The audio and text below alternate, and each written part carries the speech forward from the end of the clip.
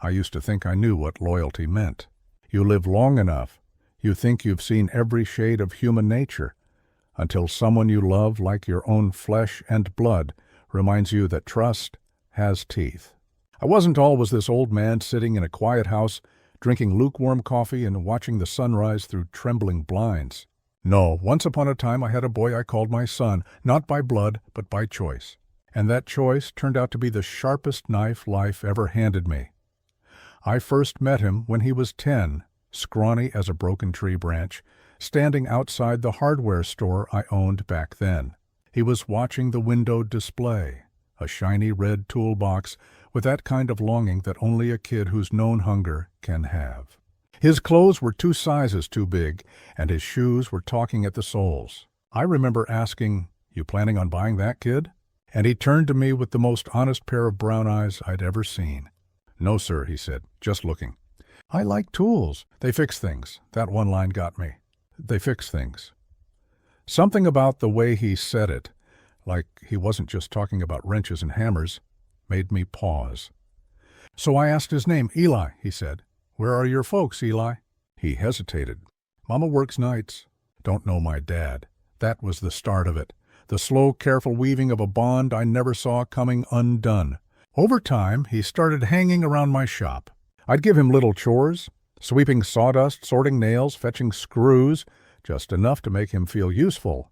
And he was good, curious, sharp. I saw myself in that boy. I never had kids of my own. My wife Martha and I tried for years, but fate had its own script.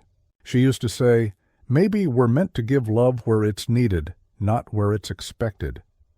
She passed 10 years before Eli showed up. Sometimes I wonder if she sent him a chance to fill the silence she left behind. By the time Eli turned 15, he was practically my shadow. I taught him everything I knew about woodwork, wiring, and business. We'd fix broken chairs for the old folks in town, patch fences, replace light fixtures. People started calling us the father and son repairmen. It made him beam with pride. And I won't lie, it filled me with something close to joy. I paid him fairly, kept him in school, bought him his first set of real tools. But what I really gave him, what I thought I was giving him, was a future. He used to talk about wanting to open a chain of workshops someday. "We'll call it Morgan and Eli Repairs," he'd say. And I'd laugh, "You'll have to do most of the work, kid. I'll be too busy playing checkers at the diner." And he'd grin that wide, toothy grin. "We'll see about that, old man." I didn't know that someday he'd take my name off that dream entirely. When Eli turned 18, I helped him rent a small space across town, his first workshop. I fronted the deposit, lent him the tools, even handed him the old pickup truck I'd used for deliveries. "You earned it," I said. He hugged me tight that day, whispered, "I won't forget this, ever." Funny how people promise forever like it's nothing. The first few years were good. We'd still see each other every week. He'd stop by for advice, we'd share lunch, talk shop. I was proud, genuinely proud. Watching him build something of his own gave me the kind of satisfaction I hadn't felt in years.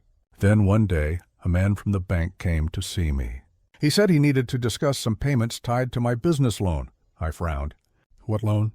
Turns out, Eli had taken out a line of credit, using my business's good name as a guarantor. The signatures matched mine perfectly. I knew then I'd been played, but my heart refused to believe it. Not Eli, not my boy. When I confronted him, he didn't deny it. He just looked at me with tired eyes and said, "You have no idea how hard it is trying to make it without help.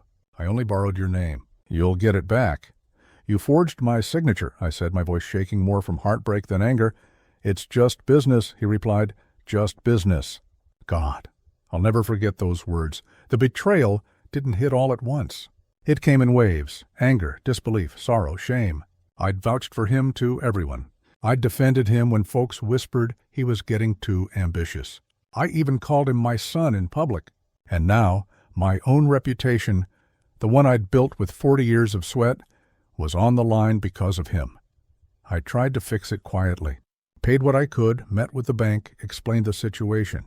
But news spreads fast in small towns. Soon, people stopped coming to the shop. Old clients turned away, polite but distant. The whispers grew teeth. Eli never came back to apologize. Not once, but I still hoped he would. Every time I heard a car pull up outside, my heart betrayed me. I'd look out the window expecting to see that kid I once knew, only to find strangers passing by. The years crawled by after that. I sold the shop, paid off the debts, and moved into a small house on the edge of town. My hands, once steady enough to carve a chair leg from a block of oak, started trembling with age. But my memory, that stayed sharp, too sharp maybe. Then one afternoon, a letter arrived. The envelope was thick, formal. Inside was an invitation, embossed, expensive, to a grand opening. Eli Morgan Industries, it read. A construction firm. Big, bold, flashy. He'd used my last name. I stared at that invitation for a long time, my coffee growing cold beside me. My name! The one he'd borrowed, stolen, twisted, now printed in gold on glossy paper. And that's when something inside me shifted. I realized I'd spent years waiting for closure that was never going to come. So I decided to make my own. I started small, quietly. I went to the county records office, the same one where I'd helped Eli register his first business years ago. Turns out his fancy new company wasn't as stable as it looked. He'd taken on too much too fast. Loans, investors, contracts he couldn't quite deliver. The perfect storm, really. And in that storm, I found an opening. I met a young lawyer, fresh out of college, hungry for a case. Told him everything. Showed him proof of the forged documents, the unpaid debts I'd covered, the records of my old business name he'd appropriated. The kid couldn't believe it. You could take everything back, he said. Not everything, I replied. Just what's fair. It wasn't revenge I wanted. Not then, at least. I just wanted my name cleared, my peace restored. But as the weeks turned into months and the court proceedings began, I saw Eli again. Older, richer, colder. He looked at me across that courtroom like I was a stranger. Still fixing things, old man? He said when we passed in the hallway. Still breaking them?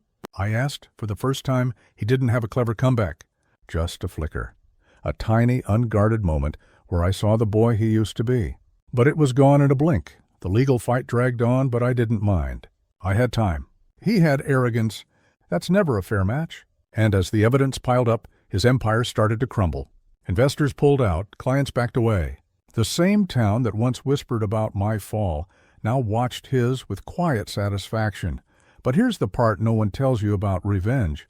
It doesn't feel like victory. It feels like a long, slow exhale after years of holding your breath. By the time the court ruled in my favor, I didn't cheer.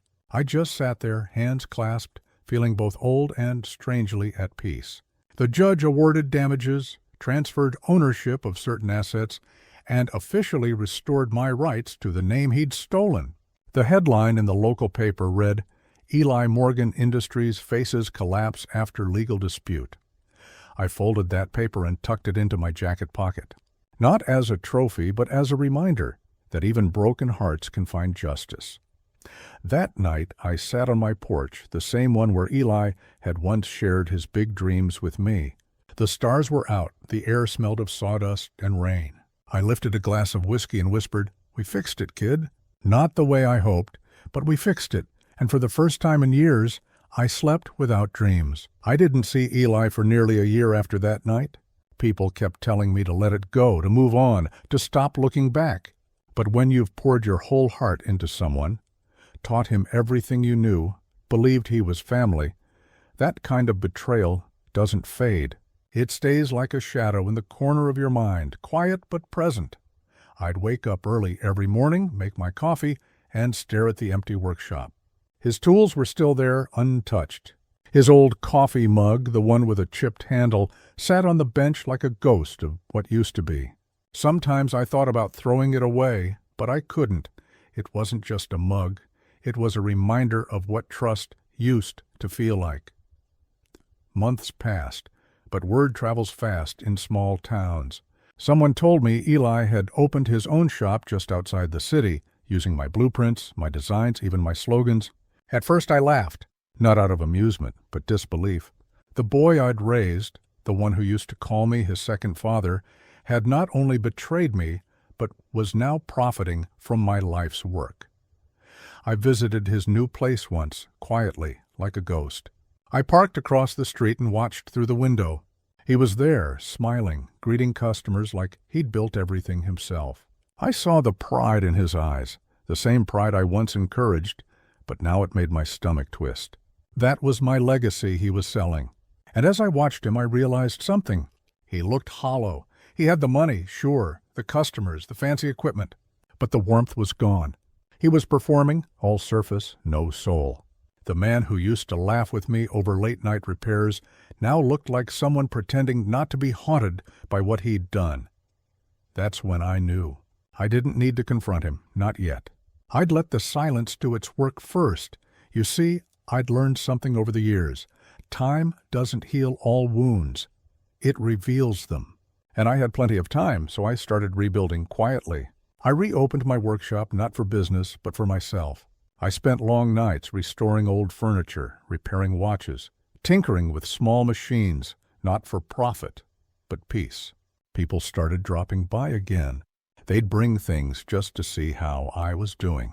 "Didn't think you were still at it," one of them said. I just smiled. "Still ticking," I told him. Soon enough, whispers started making their way back to me. Eli's business wasn't doing as great as it looked. Orders were late, quality had dropped, and customers noticed. Without the heart behind the work, the patience, the little imperfections that make things human, he was just another man chasing money. I didn't celebrate his downfall. Not yet. I just watched quietly, the way a teacher watches a lesson unfold. But then, something unexpected happened. He came back. It was late one evening, rain tapping against the window, and there was a knock at my door. I wasn't expecting anyone. When I opened it, there he was, standing in the rain, older, thinner, his confidence washed away with the years. "Can we talk?" he said. His voice cracked just slightly. I could have shut the door right there.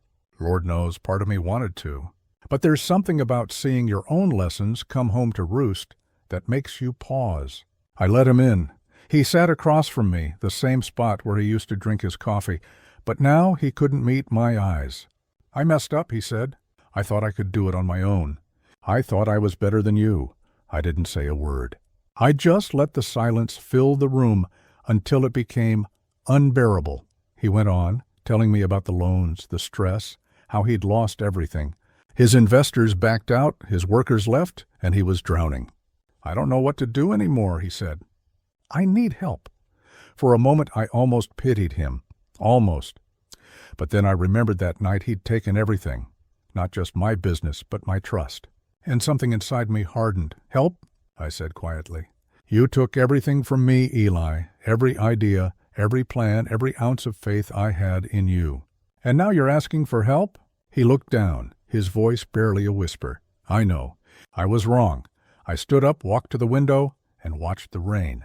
"You were more than wrong," I said. "You were ungrateful, and ungrateful men never win. Not for long." He didn't argue. He just sat there, defeated. For the first time in years, I saw the boy again, the one I'd believed in. And I realized that maybe revenge wasn't about payback. Maybe it was about letting someone see the mirror they've been avoiding. But then, something unexpected came out of my mouth. Words I hadn't planned. Words that felt like they came from somewhere older, deeper. "You want to learn again?" I asked. He looked up confused. "What? You want to fix what you broke?" "Start from scratch. No shortcuts, no lies. You work for me now.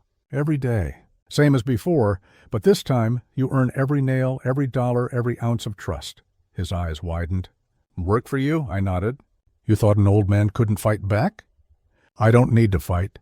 I just need to teach." And just like that, the tables turned. He agreed. Desperation does that to a man.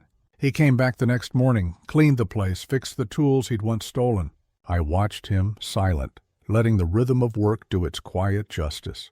No yelling, no punishment. Just humility, the kind that can't be faked. Weeks passed. He started learning again. The arrogance faded, replaced by a quiet respect. Every once in a while he'd glance at me like he was waiting for me to explode, but I never did. Revenge didn't need to be loud. Sometimes it's just about watching someone rebuild what they broke, nail by nail, hour by hour. And one day, when he thought I wasn't looking, I caught him wiping a tear from his cheek. That's when I knew the lesson had finally landed. He'd come back not just to work, but to atone. Still, I wasn't done. Not yet. There was one final thing left to teach him, and it wasn't about tools or trade. It was about legacy. That part I was saving for later, because you don't rebuild trust in a day.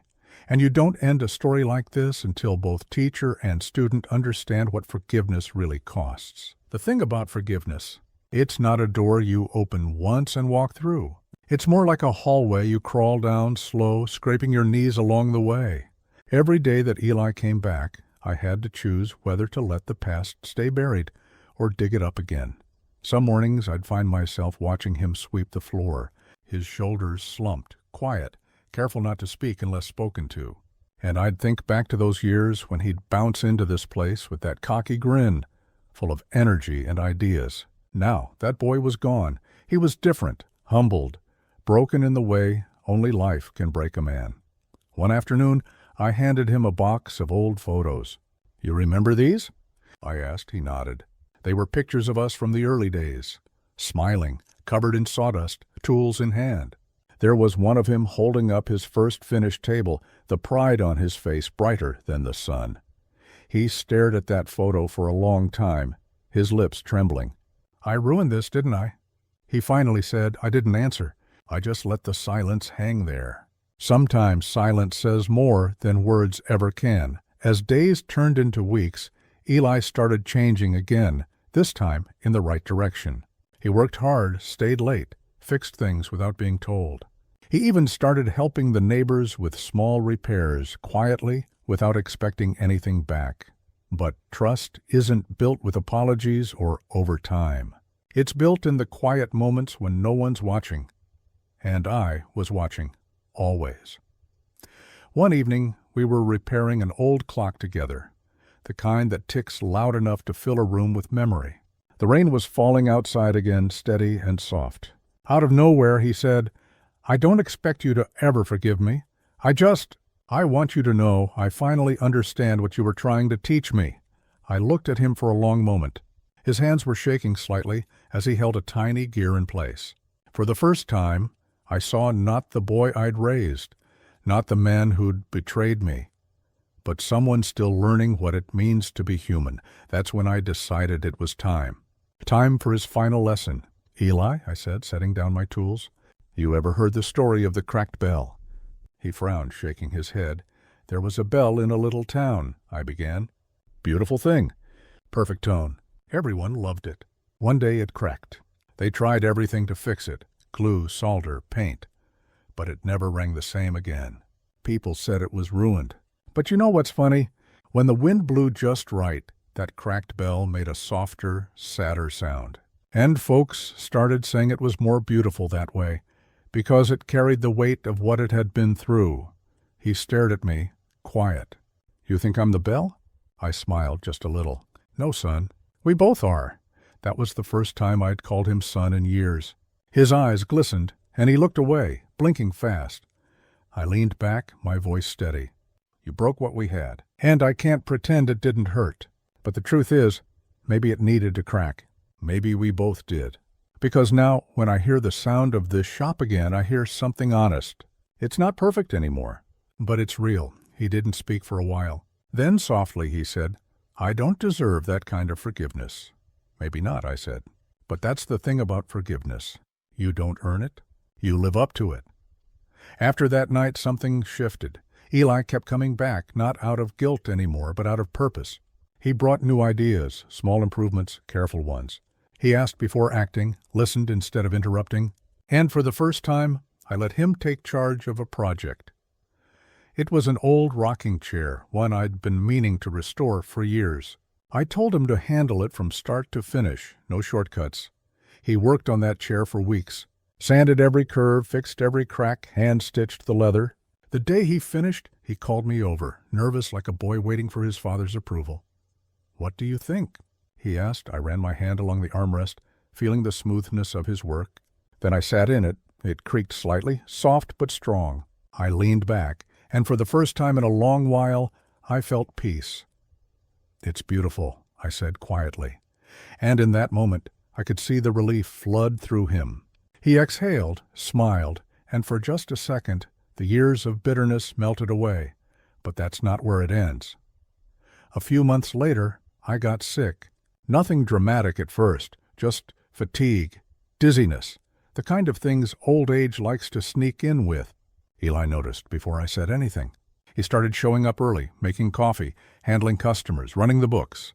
He never said it out loud, but I could tell he was paying back the debt in silence. Then, one morning, I found an envelope on my workbench. Inside was a note in his handwriting. "You gave me everything once. Then you gave me a second chance. I'll never deserve either. But I'll spend the rest of my life trying." And at the bottom, a line that made my eyes sting. "The shop will never close as long as I'm breathing." I didn't cry right away.